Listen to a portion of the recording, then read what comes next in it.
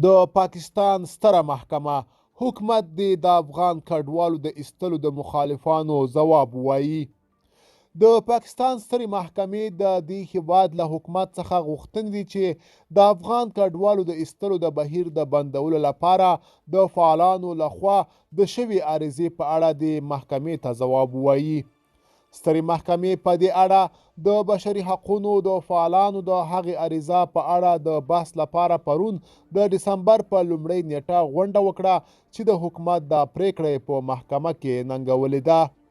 دا فعالان وایي چې موقت حکومت د پاکستان د پالیسیو اړوند د دومره لویو پریکړو صلاحیت نه لري.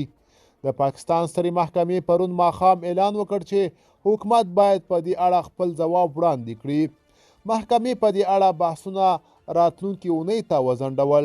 د پاکستان حکومت د اکتوبر په 3 نیټه اعلان وکړ چې په دې هیواد کې ډیر ټول بې اسنادو افغانان باسي او دې کډوالو ته یې د وتلو لپاره د نومبر لومړۍ نیټه وروستی مهلت وټاکه.